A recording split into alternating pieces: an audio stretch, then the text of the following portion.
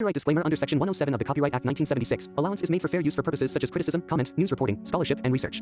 Fair use is a use permitted by copyright statute that might otherwise be infringing. Non-profit, educational, or personal use tips the balance in favor of fair use. तो इस story की शुरुआत होती है shinigami world से, जहाँ कई सारे शिनिगामी, जिन्हें हम कह सकते हैं द गॉड ऑफ डेथ, मिलकर गेम खेलते हुए अपना टाइम पास कर रहे होते हैं। और शिनिगामी वर्ल्ड को दिखाने के बाद इंट्रोडक्शन होता है लाइट यागामी का, जो कि बहुत ही हैंडसम, शार्प माइंडेड, क्लास का टॉपर और गर्ल्स के बीच बहुत ही फेमस होता है और इस सीरीज का मेन कैरेक्टर भी होता है। क्लास में लेक्चर अटेंड करते टाइम लाइट एक बड़ी ही मिस्टीरियस बुक को विंडो से बाहर गिरता हुआ देखता है। क्लास के खत्म होते ही लाइट बड़ी ही क्यूरियोसिटी के साथ उस बुक के पास जाता है और उसको उठाता है, जिस पर लिखा होता है डेथ नोट। लाइट उसमें लिखे कुछ टेक्स्ट को पढ़ता है। The human whose name is written in this notebook shall die. पहले तो लाइट को ये सब एक मजाक ही लगता है, बट फिर भी वो किसी वजह से उस बुक को अपने साथ ले ही जाता है। घर पर पहुंचते ही लाइट उस बुक के आगे के कुछ रूल्स को पढ़ता है। रूल नंबर 1, डेथ नोट में लिखा नाम केवल तब काम करेगा जब नाम लिखने वाले के माइंड में मरने वाले का फेस और उसका नाम अच्छी तरह से याद हो। रूल नंबर 2, बुक में नाम लिखने के 40 सेकेंड्स के अंदर अगर डेथ के किसी कॉज को डिस्क्राइब किया जाता है कि उस पर्सन की डेथ इस कॉज से हो, then the person will die accordingly. Rule number 3, अगर नाम लिखने के 40 सेकंड्स के अंदर डेथ के किसी कॉज को डिस्क्राइब नहीं किया जाता, then the person will simply die of an heart attack.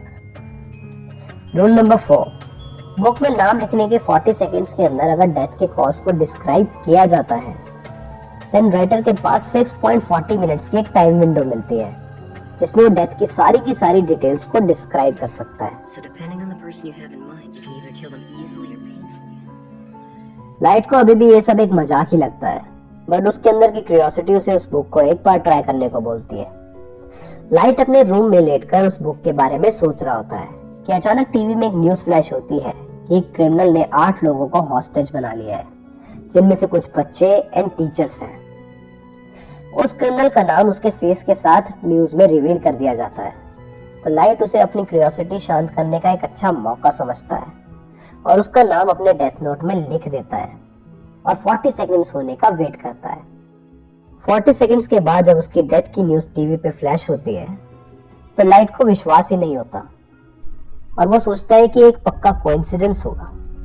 तो अपने इस कंफ्यूजन को क्लियर करने के लिए लाइट डेथ नोट को फिर से ट्राई करने का एक डिसीजन लेता है और उसके लिए वो क्रिमिनल को ढूंढना भी शुरू कर देता है। रोड पर चलते टाइम वो देखता है कि एक लड़की को कुछ बाइकर्स परेशान कर रहे होते हैं और उनमें से एक लड़का लड़की को अपना नाम भी बताता है। लाइट डेथ नोट को टेस्ट करने के लिए उस लड़के का नाम अपने डेथ नोट में लिख देता है और साथ ही साथ कॉज ऑफ डेथ में बाइक एक्सीडेंट डाल देता है। जैसे ही वो लड़की उन लोगों से अपने आप को छुड़ाकर भागती है,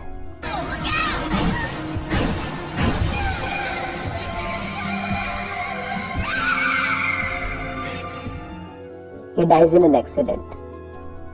इसके बाद एक बार फिर शिनिगामी रैल्म को दिखाया जाता है, जहाँ एक शिनिगामी जिसका नाम होता है र्यूक बाकी शिनिगामिस को बताता है कि वो यहाँ से जा रहा है। बाकी शिनिगामिस के पूछने पर वो बताता है कि उसने अपनी बुक को ह्यूमन वर्ल्ड में गलती से गिरा दिया है और वो वहीं जा रहा है। लाइट जब अपने रूम में बैठा डेथ नोट के मिलने की खुशी मना रहा होता है, तो उस बुक के पावर्स को रियलाइज करता है और सोचता है कि उससे क्या क्या कर सकता है।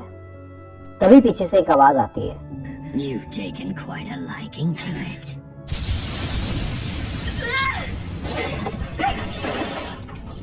उसके बाद र्यूक अपने आप को इंट्रोड्यूस करता है और बताता है कि वो उसकी किताब है। र्यूक लाइट को बताता है कि किस तरह पहले भी कई सारे डेथ नोट अर्थ पर आ चुकी है। र्यूक लाइट को यह भी बताता है कि the moment death note falls on earth, वो अर्थ की रेल्म का ही पार्ट हो जाती है and it belongs to him now. और अगर वो उसे नहीं चाहता तो वो किसी और को पास ऑन भी कर सकता है, बट उसके बाद वो डेथ नोट से रिलेटेड सारी मेमोरीज उसके माइंड से डिलीट कर देगा। र्यूक लाइट को बताता है कि उसके पास एक अपनी स्पेयर डेथ नोट भी है और लाइट का टाइम अर्थ पर पूरा होते ही वो उसका नाम अपनी डेथ नोट पर लिख देगा। Be warned, any human who's used a death note can neither go to heaven nor hell for eternity. That's all. कुछ ही देर बाद लाइट की मॉम रूम पर आती है एंड लाइट रिलक्टेंटली डोर को खोलता है एंड ही सरप्राइज्ड कि उसकी मॉम शिनिगामी को नहीं देख सकती। It is then he realize कि डेथ नोट का ओनर ही शिनिगामी से इंटरेक्ट और उसको देख सकता है। उसके बाद लाइट ड्यूक से पूछता है कि आखिर उसने डेथ नोट को ड्रॉप किया क्यों था एंड ड्यूक सेज कि शिनिगामी वर्ल्ड में वो बहुत बोर हो गया था and he wants some adventure. Duke Light से पूछता है कि इतने सारे ह्यूमंस का नाम उसने डेथ नोट पर लिखा पर किसी के मरने का कॉज क्यों नहीं लिखा। लाइट उसे बताता है कि बुक में अगर किसी के मरने का कॉज ना लिखो तो वो इंसान अपने आप हार्ट अटैक से मर जाएगा। और यही बात उसे डेथ नोट के बारे में सबसे अच्छी लगी क्योंकि इससे उसकी एग्जिस्टेंस के बारे में लोगों को बहुत जल्दी पता लग जाएगा कि कोई है जो बुरे लोगों पर राइट जजमेंट पास कर रहा है और वर्ल्ड को अच्छा बनाने की कोशिश कर रहा है। इसके बाद लाइट अपने पहले दो विक्टिम्स को मारने की वजह से बहुत बुरा फील कर रहा होता है कि वो कौन होता है उन दोनों पर जजमेंट पास करने वाला। लेकिन फिर वो अपने आप को समझाता है कि इस वर्ल्ड से बुरे लोगों को बचाने के लिए उसे डेथ नोट का इस्तेमाल करना ही पड़ेगा और वो सारे क्रिमिनल्स का नाम एक एक करके डेथ नोट पर लिखना शुरू कर देता है। ड्यूक लाइट से पूछता है कि इन सब क्रिमिनल्स का नाम लिखकर उसको फायदा क्या होगा and to the viewer surprise he says Because I've been bored too. एक मेंबर मात्सुदा पूछता है कि एल कौन है तो सोइशिरो यागमी जो कि पुलिस डिपार्टमेंट का चीफ और लाइट यागमी का फादर मात्सुदा को बताता है कि एल का रियल नेम और वो कहाँ रहता है ये किसी को भी नहीं पता। लेकिन एल ने जितने भी केसेस हैंडल किए हैं उन सभी को सॉल्व किया है और वो वर्ल्ड का बेस्ट डिटेक्टिव है। इतने में कॉन्फ्रेंस में एक आर्ग्यूमेंट स्टार्ट हो जाती है कि ये एल को बुलाने का सही टाइम नहीं है और एल को अगर बुलाना भी हो तो किसी को नहीं पता कि एल को कैसे कांटेक्ट किया जाए। तभी पीछे से एक आवाज आती है, Hell is already on the move.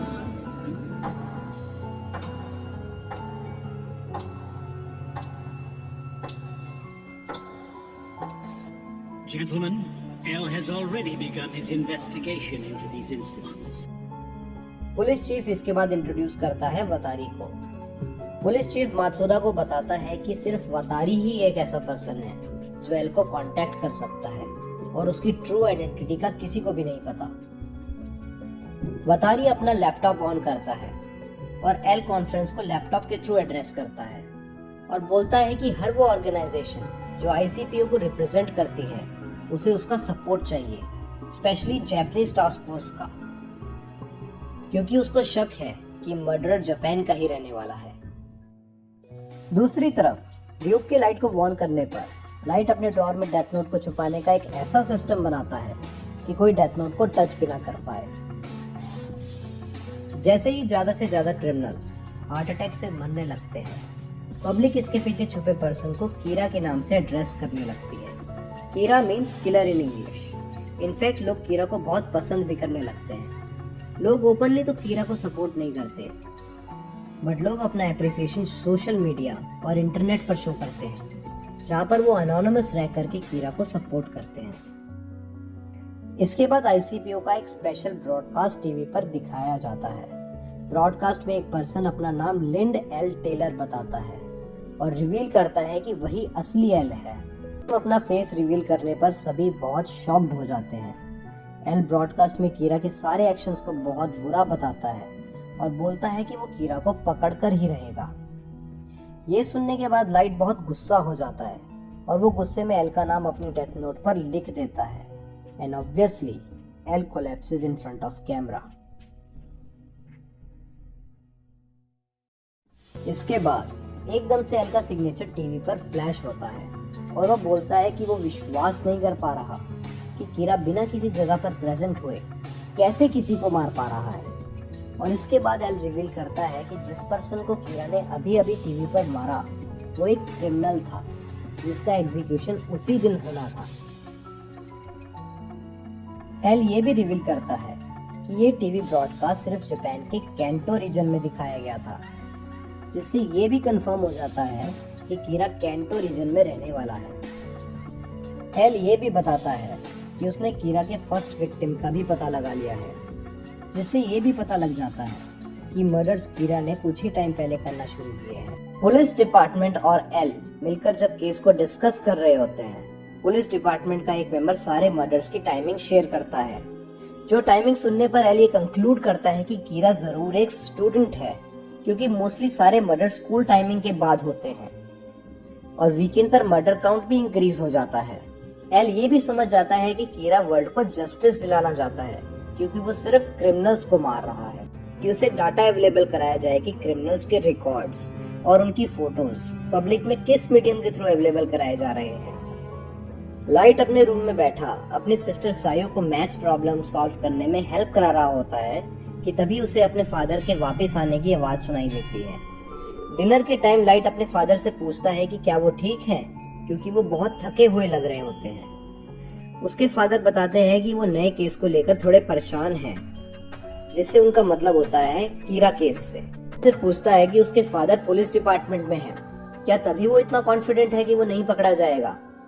Light बोलता है कि वो बिल्कुल कॉन्फिडेंट है, क्योंकि वो अपने फादर के कंप्यूटर को आसानी से हैक करके सारी इंपॉर्टेंट फाइल्स को अपने कंप्यूटर में कॉपी कर सकता है, जिससे पूरी इन्वेस्टिगेशन पर वो नजर रख सकता है। लाइट को जब ये पता लगता है कि डेथ की टाइमिंग की वजह से पुलिस डिपार्टमेंट और एल किसी स्टूडेंट को कीरा समझ रहे हैं, तब वो क्रिमिनल के नाम लिखने के साथ साथ डेथ की टाइमिंग भी लिखना शुरू कर देता है, जिससे उस पर किसी को सस्पिशन ना हो। पुलिस डिपार्टमेंट को जब ये पता लगता है कि 23 क्रिमिनल्स और मारे जा चुके हैं, और वो भी हर घंटे एक क्रिमिनल, तब उनका सस्पिशन कीरा के स्टूडेंट होने पर से हटने लगता है। तभी एल पुलिस डिपार्टमेंट को बताता है कि वो मेन पॉइंट को मिस कर रहे हैं। एल बताता है कि कीरा हमें ये मैसेज सेंड करना चाहता है कि ना वो पर्सनली प्रेजेंट हुए बिना किसी को मार सकता है, वो डेथ की टाइमिंग्स भी कंट्रोल कर सकता है। बताता है कि न्यूज में बंद हुए क्रिमिनल्स को मारने की जगह जेल में बंद हुए क्रिमिनल्स को मारकर कीरा हमें ये बताना चाहता है कि वो पुलिस डिपार्टमेंट की इन्फो को भी हैक कर सकता है।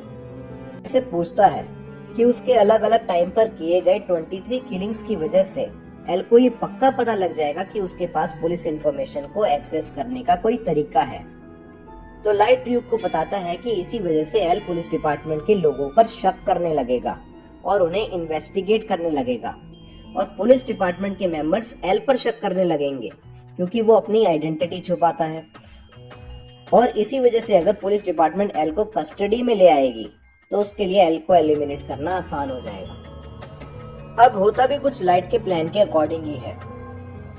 एल बतारी के थ्रू पुलिस डिपार्टमेंट में काम कर रहे मेंबर्स और उनके क्लोज जो भी लोग हैं उनकी इंफॉर्मेशन निकलवा लेता है, और दूसरी तरफ पुलिस डिपार्टमेंट के 3 मेंबर्स कीरा के डर से रिजाइन कर देते हैं। लाइट अपने घर जा रहा होता है तो र्यूक उसे बताता है कि कोई है जो उसे फॉलो कर रहा है, जिससे लाइट बहुत टेंशन में आ जाता है। पूछता है कि क्या उसे पता है कि नॉर्मल ह्यूमन बीइंग जिसके पास डेथ नोट है और एक शिनिगामी में क्या फर्क होता है, और एक शिनिगामी अपने डेथ नोट में लोगों का नाम लिखता ही क्यों है। लाइट के मना करने पर वो उसे बताता है कि कोई शिनिगामी किसी ह्यूमन का नाम डेथ नोट में लिखता है तो उस ह्यूमन की बची हुई लाइफ शिनिगामी की एज में ऐड हो जाती है, पर जब कोई ह्यूमन डेथ नोट में किसी का नाम लिखता है तो फिर भी उसकी लाइफ उतनी ही रहती है। और सेकंड डिफरेंस जो शिनिगामी और ह्यूमन में होता है वो ये होता है कि जो शिनिगामी की आईज होती है उसमें कुछ ऐसी पावर्स होती है जिससे उन्हें हर ह्यूमन के सर के ऊपर उनका नाम और उनका लाइफ स्पैन दिखाई दे सके। ह्यूमन जो डेथ नोट को पोजेस करता है चाहे तो शिनिगामी की आईज को भी पोजेस कर सकता है, लेकिन डील ये होती है कि ऐसा करने पर उसे अपनी बची हुई लाइफ का हाफ हिस्सा शिनिगामी को देना पड़ेगा। अभी रेल्म में कुछ शिनिगामी बैठकर र्यूक के बारे में बात कर रहे होते हैं। तभी एक शिनिगामी बोलता है कि उसने सुना है कि र्यूक अपने पास 2 डेथ नोट रखता है। बाकी शिनिगामी का इसका रीजन पूछने पर वो बोलता है कि उसे नहीं पता, क्योंकि वो आज तक र्यूक को अच्छे से समझ ही नहीं पाया। र्यूक लाइट से पूछता है कि क्या वो शिनिगामी आई डील करना चाहेगा, तो लाइट र्यूक को डील के लिए साफ मना कर देता है। र्यूक लाइट को बताता है कि शिनिगामी रेल्म दिखने में बहुत बुरा लगता है। शिनिगामी बहुत बोरिंग और मीनिंगलेस लाइफ जीते हैं, और ह्यूमंस की लाइफ लेने का सिर्फ यही रीजन है कि शिनिगामी मरने से बहुत डरते हैं। और वो लाइट को बताता है कि उन सबके कंपैरिजन में लाइट डेथ नोट को ऑन करके एक अच्छा शिनिगामी लगता है। लाइट अचानक र्यूक को बताता है कि उसने एक तरीका निकाला है ये जानने का कि उसे फॉलो कौन कर रहा है और इसके लिए वो डेथ नोट के रूल्स का यूज करेगा। पुलिस डिपार्टमेंट के चीफ सोइशिरो यागमी के पास एक फोन कॉल आता है जिससे उन्हें ये पता लगता है कि 6 और सेलमेट्स हार्ट अटैक से मारे गए हैं। लेकिन अजीब बात यह है कि उनमें से एक सेलमेट मरने से पहले अपनी वॉल पर ब्लड से एक पेंटाग्राम बनाता है। दूसरे ने मरने से पहले एक लेटर लिखा होता है जो कि बिल्कुल मीनिंगलेस होता है। और थर्ड विक्टिम मरने से पहले भागकर स्टाफ के बाथरूम तक गया था। ये सब इंफॉर्मेशन बतारी जो कि उस टाइम पुलिस स्टेशन में ही होता है एल को भेज देता है। एल अपने मन में ये सोचता है कि हमें ये तो पता है कि कीरा डेथ की टाइमिंग्स को कंट्रोल कर सकता है, लेकिन शायद ये भी पॉसिबिलिटी है कि वो क्रिमिनल्स के एक्शंस को भी कंट्रोल कर सकता है। तभी एल पुलिस डिपार्टमेंट को बताता है कि इस इंफॉर्मेशन को मीडिया में लीक ना किया जाए और सिर्फ इतना ही बताया जाए कि सेल इनमेट्स हार्ट अटैक से मरे हैं, क्योंकि उसके हिसाब से कीरा कुछ टेस्ट परफॉर्म कर रहा है और ये इंफॉर्मेशन को पब्लिक में लीक करके वो सिंपली टेस्ट के रिजल्ट्स को कीरा को प्रोवाइड कर देगा। लेकिन क्योंकि लाइट अपने डैड के कंप्यूटर को आसानी से एक्सेस कर सकता है तो वो टेस्ट्स के रिजल्ट्स भी निकाल लेता है। लाइट र्यूक को बताता है कि 3 क्रिमिनल तो सेम टू सेम वैसे ही मरे जैसे डेथ नोट की कंडीशन में लिखा था, लेकिन बाकी 3 क्रिमिनल सिंपली हार्ट अटैक से मरे क्योंकि उनकी डेथ की कंडीशन पूरा होना इम्पॉसिबल था। लाइट एक क्रिमिनल की डेथ की कंडीशन में लिखता है कि वो आईफल टावर के पास 1 घंटे के अंदर अंदर मर जाए, जो कंडीशन पूरी होना इम्पॉसिबल था क्योंकि जापान से पेरिस 1 घंटे में पहुंचना भी इम्पॉसिबल था। दूसरे क्रिमिनल की कंडीशन में लाइट लिखता है कि वो वॉल पर मरने से पहले एल का फेस बनाए, जो कि इम्पॉसिबल था क्योंकि किसी ने भी एल को नहीं देखा था। और थर्ड वाले की कंडीशन में लाइट लिखता है कि वो मरने से पहले एक नोट लिखे कि I know that L is suspicious of Japanese police. और लाइट बताता है कि ये कंडीशन भी पूरी नहीं हुई, जिससे ये पता लगता है कि तुम किसी से ऐसी चीज नहीं लिखवा सकते जिसके बारे में उन्हें बिल्कुल नहीं पता हो, जिससे ये भी पता लगता है कि डेथ नोट भी इम्पॉसिबल कंडीशंस को पूरा नहीं कर सकता। इससे पूछता है कि ये सब करने का उसका असली मोटिव क्या है, तो लाइट ड्यूक को बताता है कि ये नए मर्डर्स एल और बाकी पुलिस डिपार्टमेंट को कंफ्यूज रखेंगे और वो इनमें कीरा केस से रिलेटेड कुछ क्लूज ढूंढेंगे, जबकि इन सब का कोई मतलब नहीं है और ये सब डेथ नोट के पावर्स को टेस्ट करने का एक तरीका था।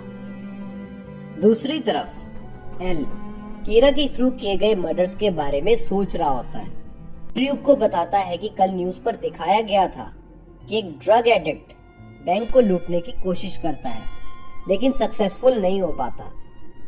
उसने कुछ लोगों को अटैक भी किया था लेकिन लास्ट में वो खाली ही भाग जाता है और लाइट उसी क्रिमिनल का यूज करने वाला है। लाइट ड्यूक को बताता है कि वो एक काफी पॉपुलर लड़का है और फिर लाइट एक लड़की के साथ फोन पर एक डेट सेट करता है। लाइट डेट के लिए जा रहा होता है कि वो देखता है कि वही पर्सन अभी भी उसको स्टॉक कर रहा है।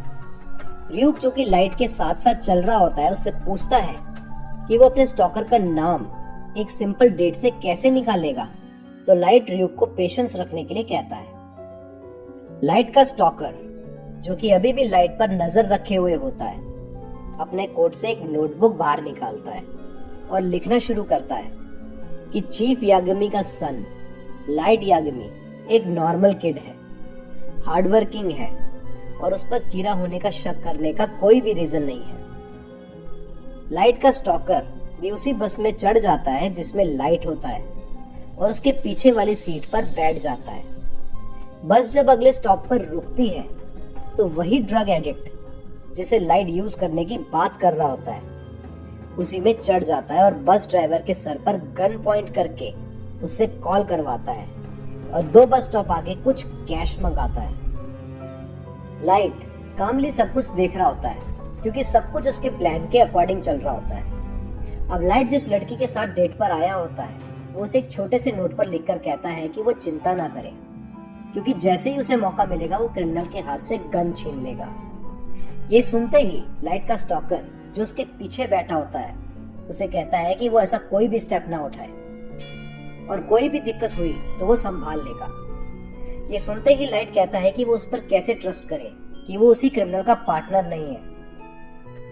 और क्योंकि लाइट के कीड़ा होने का शक उस स्टॉकर को नहीं रहता, वो अपनी आईडी लाइट को दिखा देता है कि वो एक FBI एजेंट है। लाइट आईडी में उसका नाम पड़ता है जो कि रे पेनबर होता है। बाद लाइट अपने पॉकेट से एक पेपर निकालता है और उसे बस के फ्लोर पर गिराकर वापस उठाने की एक्टिंग करता है। लाइट को फ्लोर से पेपर उठाता देख वो क्रिमिनल लाइट के पास आता है और उस नोट को लाइट से पहले उठाकर पढ़ता है। और क्योंकि उस पेज पर सिर्फ लाइट के डेट प्लान्स होते हैं तो वो क्रिमिनल वापस चला जाता है। जैसे ही वो क्रिमिनल पीछे मुड़कर देखता है तो वो बहुत डर जाता है और चिल्लाने लगता है क्योंकि वो र्यूक को देख पाता है, जिससे पता लगता है कि वो पेज उस क्रिमिनल ने उठाया होता है वो डेथ नोट का पेज होता है और उस पेज से अलग होता है जो पेज लाइट ने लड़की को दिखाया होता है। बाद वो क्रिमिनल र्यूक पर बुलेट शूट करने लगता है पर ऑब्वियसली उसे कुछ नहीं होता क्योंकि वो एक शिनिगामी है। बुलेट्स के खत्म होते ही रे पेनबर उसे पकड़ने के लिए उसके पीछे भागने लगता है और वो क्रिमिनल बस से बाहर निकलते ही कार एक्सीडेंट में मारा जाता है। अभी भी उस जगह होते हैं जहां पर बस हाईजैकर मारा जाता है। रे पेनबर लाइट को बताता है कि वो जापान में सीक्रेट इन्वेस्टिगेशन के लिए आया था और लोकल पुलिस को पता नहीं चलना चाहिए कि उसकी मुलाकात लाइट से हुई थी। तो लाइट रे को प्रॉमिस करता है कि उसके बारे में किसी को नहीं बताएगा। रे पेनबर जब घर पहुंचता है तो अपनी फियांसे को बताता है कि जिस बस में वो ट्रेवल कर रहा था वो बस हाईजैक हो गई थी और हाईजैकर फाइनली कार एक्सीडेंट में मारा जाता है। तो उसकी फियांसे जो कि पहले FBI की सबसे अच्छी एजेंट रह चुकी होती है, हाईजैकर के मर्डर को कीरा केस से कनेक्ट करने लगती है, जिससे रे गुस्सा होने लगता है और उसे कीरा केस को भूलने को कह देता है। दूसरी तरफ लाइट र्यूक को बताता है कि वो रे पेनबर का नाम डेथ नोट में लिखने के लिए 1 वीक का वेट करेगा ताकि पुलिस और एल का शक उस पर ना जाए और तब तक वो नॉर्मली प्रिजन इनमेट्स को मारता रहेगा। वतारी एल को बताता है कि एक और विक्टिम मारा गया है और इस विक्टिम ने मरने से पहले एक नोट लिखा है जिस पर लिखा है कि god of death L, do you believe in god of death. L Watari को इंस्ट्रक्शन देता है कि वो पुलिस को कहे कि कुछ दिनों तक प्रिजनर्स को अच्छे से मॉनिटर किया जाए क्योंकि हो सकता है कि कीरा उनसे फिर से कम्युनिकेट करने की कोशिश करे। लाइट स्टेशन पर रे पेनबर का इंतजार कर रहा होता है और वो र्यूक को बताता है कि वो डेथ नोट को अच्छे से स्टडी कर रहा है और उसने कुछ दिन पहले ही सीखा है कि अगर वो डेथ का कॉज और उसके सर्कमस्टेंसेस पहले ही लिख दे और विक्टिम का नाम बाद में ऐड कर दे तब भी डेथ नोट काम करेगी। Even I didn't know that one. रे के आते ही लाइट उसके पीछे पीछे चलने लगता है और उसे बोलता है कि वही कीरा है और अगर रे उसकी तरफ मुड़ा तो उसे मार देगा। लाइट रे को अपने कीरा होने का विश्वास दिलाने के लिए कॉफी हाउस पर काम कर रहे एक पर्सन जिसका नाम काफी पहले से उसने डेथ नोट में लिख दिया होता है उसे रे के सामने इंस्टेंटली मारने की एक्टिंग करता है और रे को बताता है कि वो पर्सन कई बार सेक्सुअल असॉल्ट के केस में चार्ज हो चुका है। लाइट रे को बोलता है कि अगर वो कोऑपरेट नहीं करेगा तो वो उसकी गर्लफ्रेंड के बारे में जानता है और उसे मार देगा। लाइट रे से उन सारे FBI एजेंट्स की फाइल मांगता है जो जापान में कीरा केस के रिलेशन में आए हैं। रे उसे बताता है कि वो फाइल्स उसके पास फिलहाल नहीं है।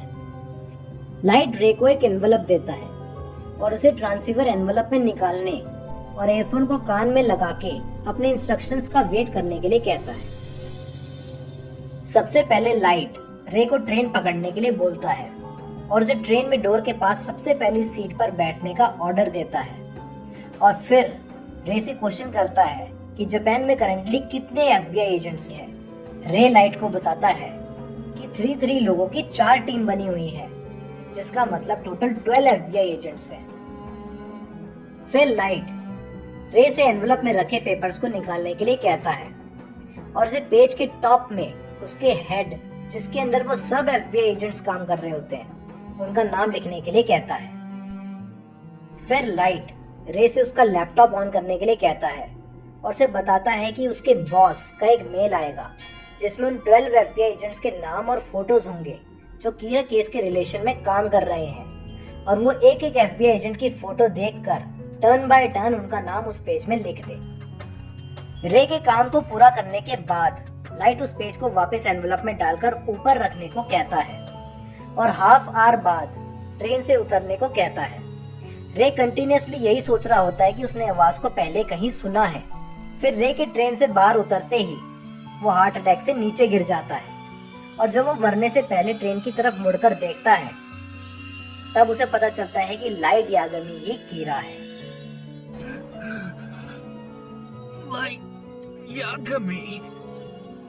लाइट ने जिस पेज पर रे पेनबर से FBI एजेंट्स के नाम लिखवाए होते हैं वो पेज डेथ नोट का होता है, और लाइट ने पहले ही उस पेज में लिख दिया होता है कि FBI का हेड मरने से पहले अपने अंडर काम कर रहे 11 कलीग्स के नाम और फोटोज उन सब 11 कलीग्स को भेजेगा। लाइट FBI के बॉस से 11 के 11 कलीग्स को फाइल भेजने की कंडीशन डेथ नोट में इसलिए लिखता है क्योंकि अगर वो सिर्फ रे पेनबर को फाइल भेजने के लिए लिखता तो एल और बाकी पुलिस मेंबर्स को पक्का पता चल जाता कि कीरा उन लोगों में से है जो रे पेनबर की इन्वेस्टिगेशन के अंदर आते हैं। एल के पास FBI के हेड की कॉल आती है और वो एल को बताता है कि FBI के 12 इन्वेस्टिगेटर्स की डेथ के बाद उन्होंने डिसाइड किया है कि FBI कीरा केस में कंट्रीब्यूट नहीं करेगी। कुछ देर बाद चीफ यागमी एल को कॉल करके बताते हैं कि उन्हें अभी अभी FBI के डायरेक्टर से पता लगा है कि एल ने FBI के कुछ लोगों को जापान आने के लिए कहा है और FBI कीरा केस की जगह पुलिस फोर्स के लोगों को ही इन्वेस्टिगेट करेंगे। चीफ यागमी एल से पूछता है कि क्या इसका मतलब वो पुलिस डिपार्टमेंट के मेंबर्स पर भी शक करता है, जिससे पता लगता है कि FBI के डायरेक्टर के कीरा केस में कंट्रीब्यूट ना करने के डिसीजन के बाद एल उन्हें पुलिस फोर्स के मेंबर्स को इन्वेस्टिगेट करने के लिए कह देता है। एल चीफ यागमी को कहता है कि वो ये सब कीरा को पकड़ने के लिए कर रहा है, लेकिन चीफ यागमी एल के इस डिसीजन से बहुत नाराज हो जाते हैं। तभी एल को न्यूज मिलती है कि एक और विक्टिम मारा गया है और उसके साथ एक नोट भी मिला है जिसमें लिखा होता है कि L, do you know God of death love apples? Damn you, Kira. रात को लाइट के फादर सारी फैमिली के सामने बताते हैं कि वो कीरा केस के हेड हैं और कीरा अपने रास्ते में आने वाले किसी को भी नहीं छोड़ता। अपनी वाइफ और डॉटर के केस को क्विट करने के सजेशन पर वो मना कर देता है, लेकिन लाइट अपने फादर के सपोर्ट पे बोलता है कि वो उन पर बहुत प्राउड फील करता है और अगर उन्हें कुछ होता है तो वो खुद कीरा को ढूंढकर मार देगा।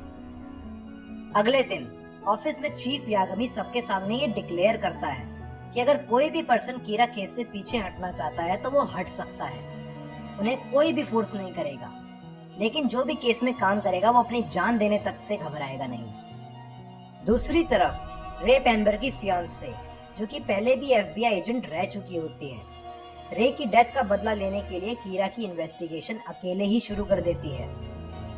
चीफ यागमी के अनाउंसमेंट के बाद चीफ को मिलाकर टोटल 6 मेंबर रह जाते हैं और एल, जो कि लैपटॉप के थ्रू कनेक्टेड रहता है, बोलता है कि वो सब पर ट्रस्ट करता है। उनमें से एक पुलिस मेंबर बोलता है कि वो 6 लोग अपनी लाइफ को रिस्क में डालकर कीरा केस को सॉल्व करने के लिए रेडी हैं, पर एल की लाइफ में कभी कोई रिस्क नहीं रहता और अगर एल उन पर ट्रस्ट करता है तो उनके साथ बैठकर कीरा केस को सॉल्व करे, और एल इस बात के लिए एग्री कर जाता है।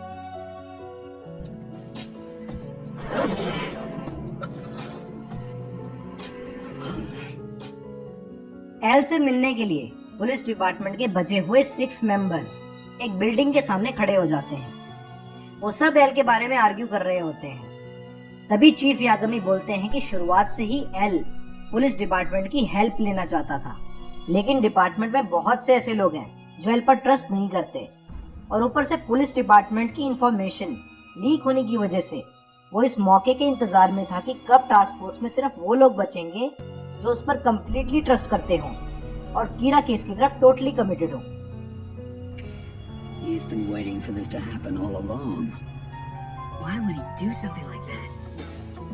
एल के पास्ट के बिहेवियर से फ्रस्ट्रेट होकर पुलिस डिपार्टमेंट के बचे हुए 6 मेंबर्स में से एक मेंबर क्विट कर देता है। एल अपने होटल रूम में जहां वो रुका होता है उन 5 बचे हुए मेंबर्स को बुलाता है। एल सोच रहा होता है कि एक टाइम ऐसा जरूर आएगा तो कीरा और वो एक दूसरे से मिलेंगे, और अगर कीरा को उसकी पुलिस मेंबर्स के साथ की गई मीटिंग्स के बारे में पता चलेगा तो उन्हें जरूर ज्वाइन करने की कोशिश करेगा। दूसरी तरफ लाइट ये सोच रहा होता है कि क्या उसने कोई ऐसा क्लू तो नहीं छोड़ा जिससे एल को उसके कीरा होने का शक हो। एल को पहली बार देखकर सब बहुत हैरान हो जाते हैं, क्योंकि जैसी इमेज उन्होंने एल के बारे में बनाई होती है वो बिल्कुल भी वैसा नहीं होता। सब अपना अपना इंट्रोडक्शन एल को देते हैं। तभी एल उन्हें बताता है कि वो किसी को भी अपना नाम इतनी आसानी से ना बताया करे, क्योंकि अगर वो कीरा होता तो वो सब अब तक मारे गए होते। मीटिंग स्टार्ट करने से पहले एल सबको अपने अपने सेल फोन टेबल पर रखने को कहता है और उन्हें इंस्ट्रक्शंस देता है कि कोई भी मीटिंग्स में हुई बातचीत के नोट्स नहीं बनाएगा। मीटिंग स्टार्ट होते ही मात्सुदा जब एल को एल कहकर बुलाता है तो सबको बताता है कि वो उसे रियुसाकी कहकर बुला सकते हैं। मात्सुदा एल से, या फिर आप कह सकते हैं रियुसाकी से, पूछता है कि अगर कीरा को किसी को मारने के लिए नाम और फेस चाहिए तो क्यों ना वो क्रिमिनल्स के नाम को मीडिया में लीक करना बंद कर दे। रियुसाकी उन्हें बताता है कि ऐसा करने पर वो लोगों की लाइफ को खतरे में डाल देंगे, क्योंकि उसके हिसाब से कीरा का बिहेवियर बहुत चाइल्डिश है और वो हारना पसंद नहीं करता। और रियुसाकी आगे बताता है कि इस रिजल्ट पर वो इसलिए पहुंचा क्योंकि जब उसने एक क्रिमिनल को फेक एल बनाकर टीवी पर रिवील किया तो कीरा ने उसे मारते हुए बिल्कुल भी हेजिटेट नहीं किया। सेकेंडली, जब उन्होंने डिक्लेयर किया कि कीरा जापान के कैंटो रीजन का रहने वाला है, तब भी उसने जापान के क्रिमिनल्स को मारना बंद नहीं किया, जैसे कीरा उन्हें बता रहा हो कि वो उसका कुछ नहीं बिगाड़ सकते। इसलिए अगर वो क्रिमिनल्स के नाम को मीडिया में रिवील करना बंद कर देंगे तो इससे पब्लिक खतरे में आ सकती है। रियुसाकी आगे पुलिस डिपार्टमेंट के मेंबर्स को बताता है कि वो मीडिया का यूज करके ये फेक न्यूज स्प्रेड करेंगे कि FBI एजेंट्स की डेथ के बाद सब नेशन ने मिलकर ये डिसाइड किया है कि वो टोटल 1500 इन्वेस्टिगेटर्स को जापान में कीरा केस सॉल्व करने के लिए भेजेंगे। और इस न्यूज को सुनकर कीरा पक्का एक ऐसा स्टेप उठाएगा जिससे वो उनके नोटिस में आ जाए। अब अगर आप लोगों को याद हो तो स्टोरी में पहले बताया गया था कि FBI एजेंट्स को उन पुलिस डिपार्टमेंट के मेंबर्स के फैमिली के पीछे लगाया गया था जिनके पास कीरा केस से रिलेटेड सारी इंफॉर्मेशन थी। और इस बेस पर मात्सुदा खुश होकर बोलता है कि उन 5 डेज के अंदर पुलिस डिपार्टमेंट के ज्यादा लोग नहीं थे जिन्हें इन्वेस्टिगेट किया गया था। रियुसाकी सबसे पूछता है कि क्या उससे किसी ने कुछ पूछना है, तो चीफ यागमी रियुसाकी से पूछते हैं कि क्योंकि उसने सबको अपना फेस दिखा दिया है तो इसका मतलब वो कीरा से बैटल हार चुका है। रियुसाकी रिप्लाई में बताता है कि हाँ, अपना फेस उन सबको रिवील करके और 12 FBI एजेंट्स की डेथ के बाद वो काफी हद तक बैटल हार चुका है, लेकिन एंड में जीत उसी की होगी। मीटिंग खत्म होते ही रियुसाकी पुलिस डिपार्टमेंट के मेंबर्स को बोलता है कि वो जाने से पहले एक बार श्योर करना चाहता है कि उनमें से कोई कीरा तो नहीं है, इसलिए वो सबको एक बार पर्सनली मिलने के लिए बोलता है और उसकी रिक्वेस्ट को सब एक्सेप्ट कर लेते हैं। दूसरी तरफ लाइट सोच रहा होता है कि एल और पुलिस डिपार्टमेंट को नहीं पता कि कीरा हार्ट अटैक के अलावा किसी और तरीके से भी विक्टिम को मार सकता है, इसलिए वो कभी बस हाईजैकिंग इंसिडेंट को कीरा केस से रिलेट नहीं कर पाएंगे। लेकिन अगर किसी को पता चल गया कि कीरा हार्ट अटैक के अलावा और तरीके यूज कर सकता है तो वो मुश्किल में पड़ सकता है, क्योंकि लाइट के फादर कीरा केस की वजह से ओवरटाइम कर रहे होते हैं। लाइट की मॉम अपनी बेटी सायू को उनके पास नए कपड़े भेजने के लिए बोल रही होती है। तभी लाइट बोलता है कि वो पुलिस हेडक्वार्टर जाके उन्हें कपड़े दे आएगा। लाइट वहां जाने से पहले डेथ नोट के एक पेज को फाड़कर अपनी पॉकेट में रख लेता है ताकि बाई चांस कोई प्रॉब्लम हो तो उस पेज का यूज कर सके। रे पेनबर्ग की फियांसे, जो कि अभी भी कीरा केस को सॉल्व करने में लगी होती है, लाइट के हेडक्वार्टर पहुंचने से पहले वहां होती है और रिसेप्शनिस्ट को बताती है कि वो कीरा इन्वेस्टिगेशन में काम कर रहे किसी ऑफिसर से मिलना चाहती है, क्योंकि उसके पास कीरा केस से रिलेटेड कुछ इम्पोर्टेंट इन्फॉर्मेशन है, जिसे सुनकर लाइट थोड़ा घबरा जाता है। I have information relating to the Kira investigation. The Kira investigation? Light reception desk पर जाता है जहां रे पेनबर्ग की फियांसे खड़ी होती है और अपने फादर के क्लोथ्स को रिसेप्शन पर रख देता है। रिसेप्शनिस्ट, जो कि लाइट को जानने वाला होता है, लाइट से पूछता है कि वो भी कीरा केस को सॉल्व करने में पुलिस की हेल्प करे, जैसे वो पहले कुछ केसेस में कर चुका होता है। तो लाइट उसे बताता है कि अगर सब ठीक रहा तो वो कीरा को एल से पहले पकड़ लेगा, जिसे सुनकर रे पेनबर्ग की फियांसे थोड़ी हैरान हो जाती है। रिसेप्शनिस्ट के रे पेनबर्ग की फियांसे को ये बताने के बाद कि हेडक्वार्टर में उससे मिलने के लिए अभी कोई भी नहीं है, लाइट उससे इंफॉर्मेशन निकलवाने के लिए बात करने की कोशिश करता है और उसे बताता है कि अगर कोई भी इम्पोर्टेंट मैसेज अगर वो देना चाहती है तो वो उसे दे सकती है, क्योंकि उसके फादर पुलिस डिपार्टमेंट के हेड हैं। वो दोनों हेडक्वार्टर से कीरा केस के बारे में बात करते हुए निकलते हैं और लाइट बड़ी चालाकी से उसे बात करते करते अपना नाम बताता है और बदले में उसका नाम पूछता है। वो लाइट को अपना नाम शोको माकी बताती है। रियूक उसका नाम सुन के बहुत हंसता है। My name's Shoko Maki. Miss Maki, right? Light उसे बात करते हुए बताता है कि उसके अकॉर्डिंग कीरा अपने विक्टिम्स के एक्शंस को भी कंट्रोल कर सकता है। तभी माकी बताती है कि वो भी काफी दिनों से यही सोच रही है और उसकी थ्योरी के हिसाब से कीरा हार्ट अटैक के अलावा और भी तरीके से विक्टिम को मार सकता है। और ये सुनकर लाइट बहुत घबरा जाता है और सोचने लगता है कि आखिर ये लेडी है कौन। बात करते करते वो लाइट को बताती है कि वो उसी एफबीआई एजेंट की फियांसे है जो कुछ दिन पहले बस हाईजैकिंग में मारा गया था, और उसे पूरा विश्वास है कि उस बस में उसका फियांसे कीरा को मिला था। Ray Penberg. ये सुनकर लाइट बड़ा घबरा जाता है। लाइट पूछता है कि उसे ऐसा क्यों लगता है कि उसका फियांसे बस में कीरा से मिला था। तो माँ की रिप्लाई में बताती है कि हाईजैकिंग के कुछ दिन बाद ही उसका फियांसे और बाकी एफबीआई एजेंट्स मारे गए थे, और वो बस हाईजैकर जो उस कार एक्सीडेंट में मारा गया था वो भी उसी बस में चढ़ा था जिसमें उसका फियांसे था, और ये कोई कोइंसिडेंस नहीं हो सकता। वो बताती है कि उसे लगता है कि कीरा ने बस हाईजैकिंग का इंसिडेंट प्लान करके उसके फियांसे से कांटेक्ट करने की कोशिश की थी ताकि वो उससे और बाकी एफबीआई एजेंट से छुटकारा पा सके। वो बताती है कि बस हाईजैकिंग वाली रात जब उसने अपने फियांसे से हाईजैकिंग की डिटेल्स मांगी थी तो उसने बताया था कि एक ऐसी सिचुएशन में फंसा था जब उसे अपनी आईडी किसी को दिखानी पड़ी थी, और उसके हिसाब से वही आईडी देखने वाला कीरा है। माकी की बात पूरी होने के बाद लाइट ये सोचता है कि अगर माकी उसे मिलने से पहले पुलिस से मिली होती तो शायद वो पकड़ा जाता, और अपने मन में कहता है कि शायद भगवान भी उसकी तरफ है।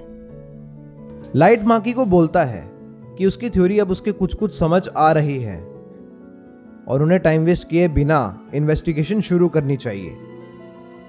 लाइट अपनी पॉकेट से डेथ नोट का एक पेज निकालता है और माकी को बस हाईजैकिंग वाले दिन की डिटेल्स पूछता है, लेकिन उस दिन की डिटेल्स लिखने के बदले वो डेथ नोट में माकी का नाम डेथ के कॉज के साथ लिख देता है। रियूक लाइट के नाम लिखने पर बहुत हंसता है और लाइट रियूक के हंसने का रीजन समझ नहीं पाता। तरफ रियूसाकी पुलिस मेंबर्स को बताता है कि उन सबसे अकेले में बात करके वो श्योर हो गया है कि उनमें से कोई भी कीरा नहीं है। चीफ यागमी रियूसाकी से पूछते हैं कि वो इतना श्योर कैसे है कि उनमें से कोई भी कीरा नहीं है। तो रियूसाकी बताता है कि शुरुआत से ही उसने कई सारे ट्रैप सेट किए थे, जिससे अगर उनमें से कोई भी कीरा होता तो वो जरूर पकड़ा जाता। तभी रियूसाकी का फोन आता है और मात्सुदा मन में सोचता है कि रियूसाकी हमें तो फोन यूज करने के लिए मना करता है, लेकिन खुद फोन यूज कर रहा है। रियूसाकी पुलिस मेंबर्स को बताता है कि वतारी आ रहा है। लाइट माकी को बोलता है कि वो उसकी थ्योरी अपने फादर को बताना चाहता है, तो माकी लाइट को बताती है कि ये काम वो खुद करना चाहती है। अभी माकी के साथ साथ चल रहा होता है, क्योंकि माकी की डेथ की टाइमिंग्स पूरी होने में सिर्फ 10 सेकंड्स ही बचे होते हैं। 10 सेकंड्स पूरे होने के बाद लाइट को बहुत हैरानी होती है क्योंकि माकी की डेथ नहीं होती। और लाइट सोचता है कि आज तक ऐसा नहीं हुआ कि उसने किसी का नाम लिखा हो और वो ना मरा हो, तो माकी कैसे बच गई। तभी रियूक, जो कि सब कुछ देख रहा होता है, हंसने लगता है। और लाइट को याद आता है कि जब उसने माकी का नाम पूछा था तब भी रियूक बिल्कुल ऐसे ही हंसा था, जिससे यह पता चलता है कि उसका रियल नेम माकी नहीं होता। दूसरी तरफ वतारी भी रूम में आ जाता है और अपना फेस सबके सामने रिवील कर देता है और पुलिस मेंबर्स को बताता है कि उसके फेस रिवील करने का यही रीजन है कि उन्होंने रियुसाकी का ट्रस्ट जीत लिया है। वतारी एक बॉक्स खोलता है और पुलिस मेंबर्स को नई पुलिस आईडीज दिखाता है। लाइट ये सोच सोचकर परेशान हो रहा होता है कि उसका रियल नेम क्या है और उसे पुलिस हेडक्वार्टर जाने से रोकने के लिए प्लान्स बना रहा होता है।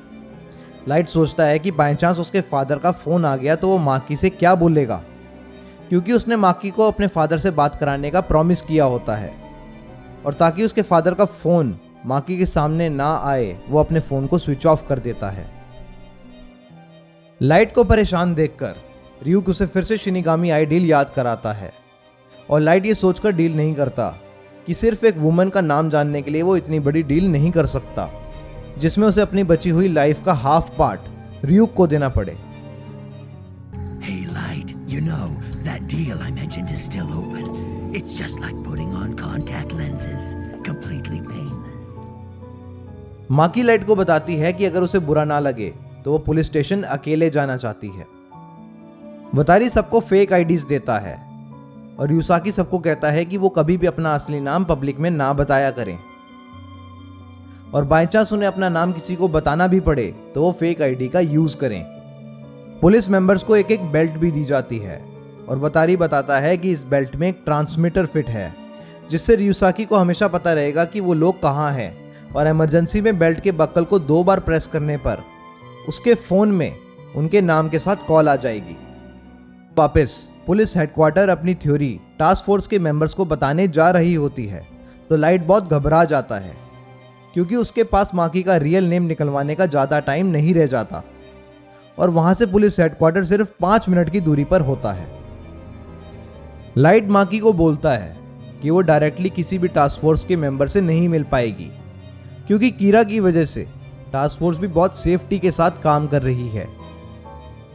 माकी लाइट से पूछती है कि ये सब उसे कैसे पता, तो लाइट माकी को बोलता है कि उसके पास अब सच बोलने के अलावा और कोई रास्ता नहीं है, और वो माकी से झूठ बोलता है कि वो भी टास्क फोर्स का ही एक मेंबर है और उन सेलेक्टेड लोगों में से है जो एल के साथ इन्वेस्टिगेशन में लगे हैं। माकी लाइट की सारी बात सुनकर उसे कहती है कि वो फिर भी एक बार टास्क फोर्स जाकर खुद बात करना चाहती है।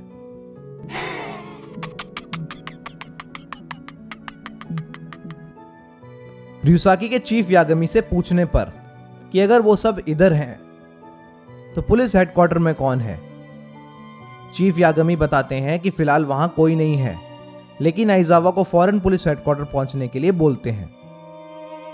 लाइट के दोबारा फोर्स करने पर कि उसे वहां कोई डायरेक्टली बात नहीं करेगा, माकी लाइट को बताती है कि शायद एल उससे डायरेक्टली मिल ले, क्योंकि उसने कुछ साल पहले एल के साथ एक केस में काम किया था, क्योंकि वो पहले भी FBI एजेंट रह चुकी है। यह सुनकर लाइट थोड़ा खुश हो जाता है, क्योंकि उसे माकी के बारे में थोड़ी इंफॉर्मेशन मिलती है। This is it. Finally something I can use.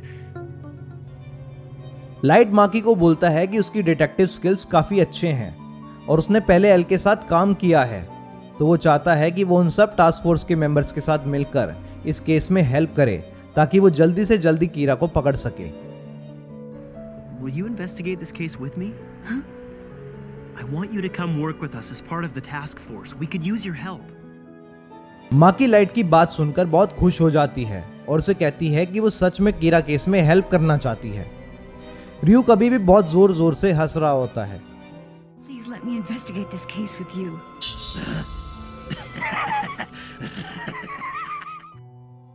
Light Maki को बताता है कि उसे टास्क फोर्स में ज्वाइन करने से पहले अपना आईडी प्रूफ दिखाना पड़ेगा। माकी लाइट पर ट्रस्ट करके उसे बताती है कि उसने अपना नाम पहले गलत बताया था और लाइट को अपनी आईडी दे देती है। आइजावा, जो कि बिल्कुल उनके पास से निकलता है, उन्हें नोटिस नहीं कर पाता लाइट डेथ नोट में करेक्शन करके माकी का रियल नेम, जो कि नियोमी मिसोरा होता है, लिख देता है और अपनी वॉच में टाइम देखता है। नियोमी लाइट से पूछती है कि वो बार बार अपनी वॉच में क्यों देख रहा है, तो लाइट उसे बताता है कि वो इसलिए क्योंकि वो कीरा है।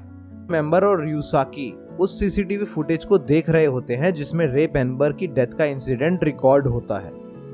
मात्सुदा अपने रिकॉर्ड्स के बेस पर बताता है कि रे पेनबर वेस्ट एंट्रेंस के थ्रू शिंजुकू स्टेशन 3:11 पर आता है और 3:13 पर ट्रेन पकड़ता है।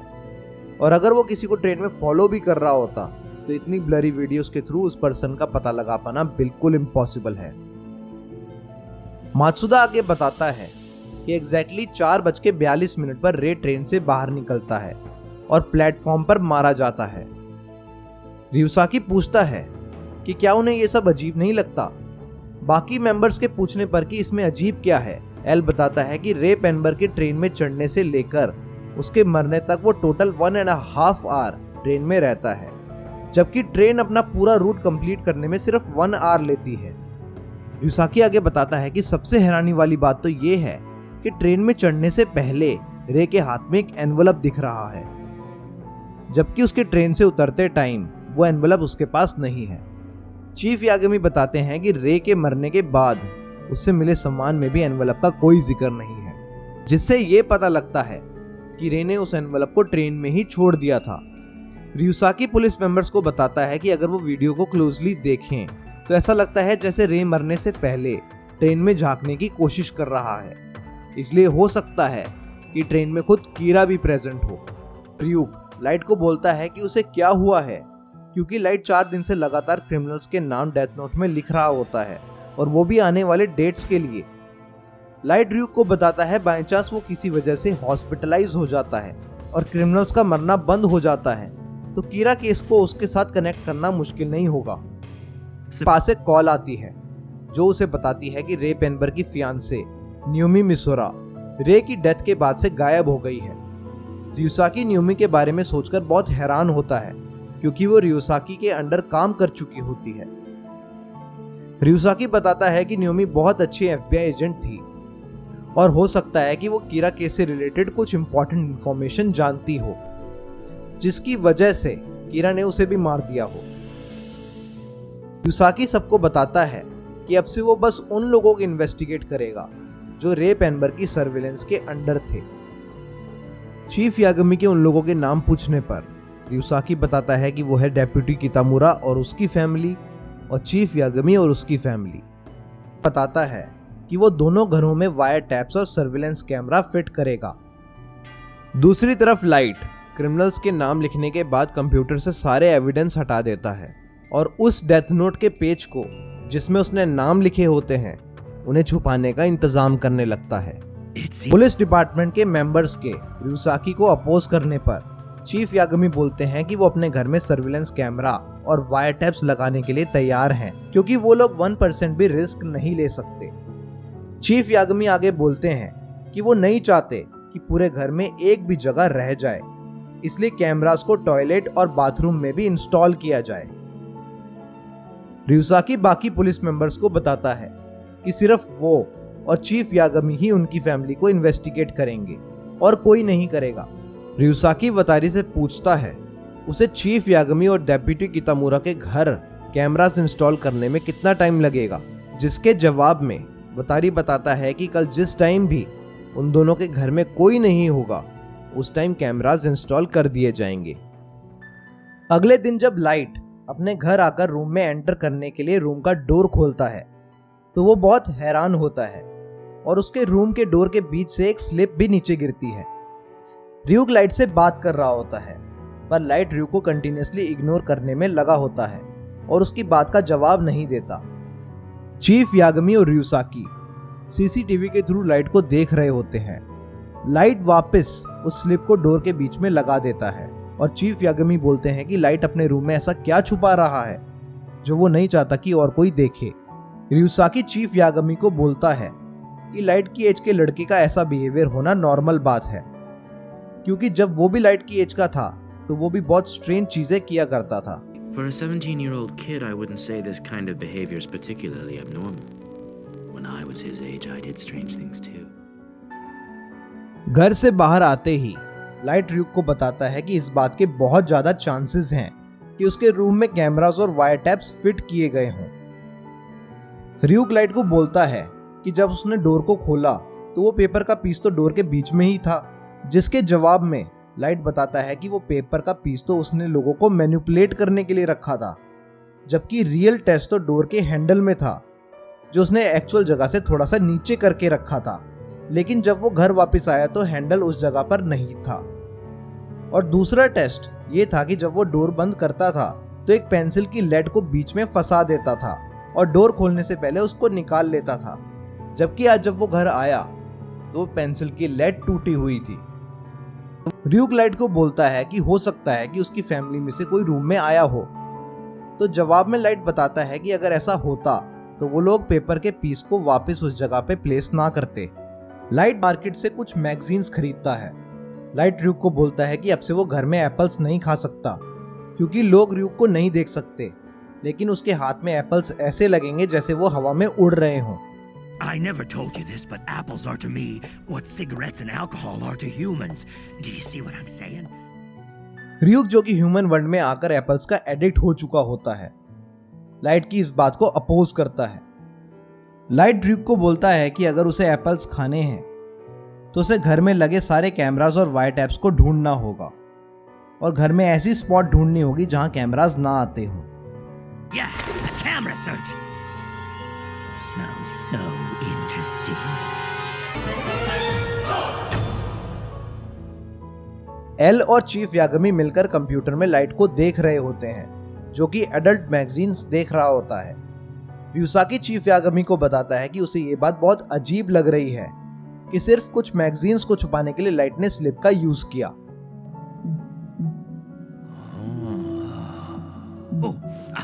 I have to find the cameras.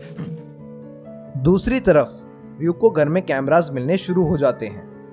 Light सोचता है कि कैमरास फिट करने का आइडिया पक्का एल का होगा, और क्योंकि एल उसे इन्वेस्टिगेट कर रहा है, इसका मतलब सिर्फ उन लोगों को इन्वेस्टिगेट किया जा रहा है जो रेप एम्बर की सर्वेलेंस में आए थे।